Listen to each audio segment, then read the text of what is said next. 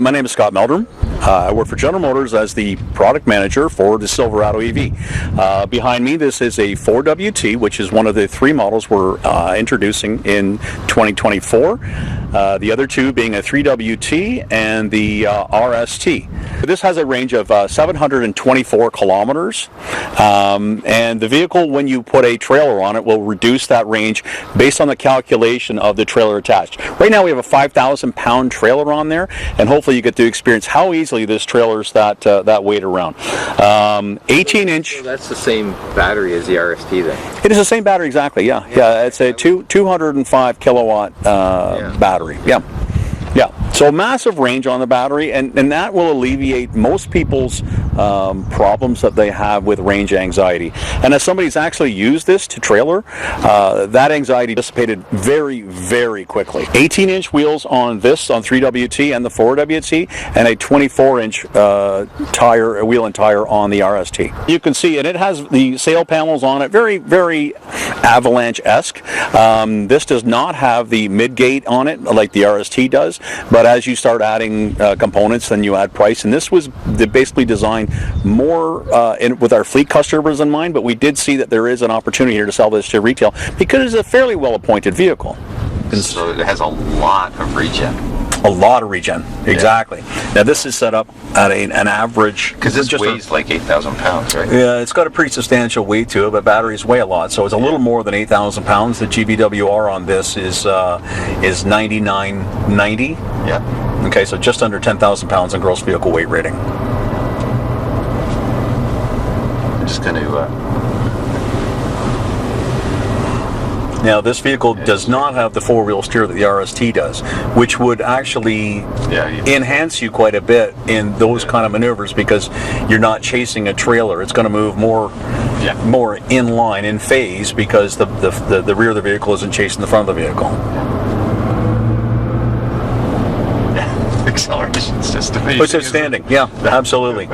Considering you're moving 5,000 pound trailer and a over 8,500 pound vehicle. And it's constant four-wheel drive as well. Two motors in this? Two motor, yep.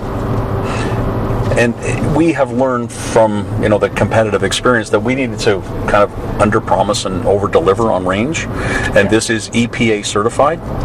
Okay, so they took the vehicle, tested it, and said, yeah, this is the number, which was in excess of what we had currently or already published.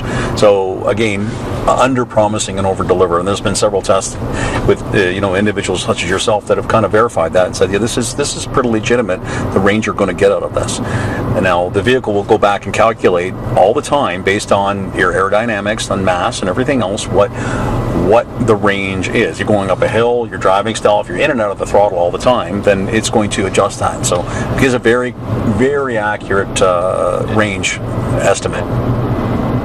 That's easily the best handling pickup truck I have ever driven. I agree with you. Yeah, there's nothing comes close. That's for sure.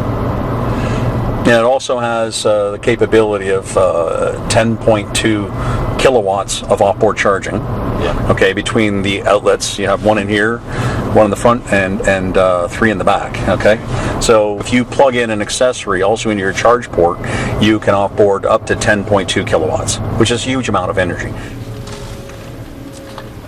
And you hear that very subtle noise, and the fact you probably didn't use the brake there much, which was also a tremendous concern of EV owners and drivers. Is the added mass is going to diminish my brake performance. But with the regenerative braking, I found quite a bit driving around that I didn't touch the brakes at all. This brings you down to a stop and then engages the brakes after you're at a stop. Something that is important to a lot of our customers and probably a lot of people in general is storage for valuables.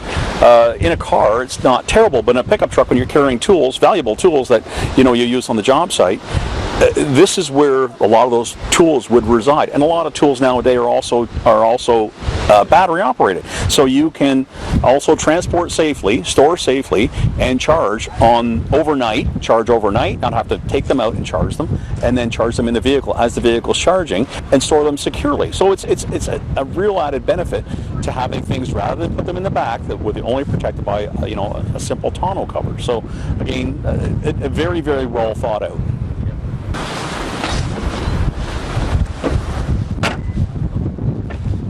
There we go. Perfect.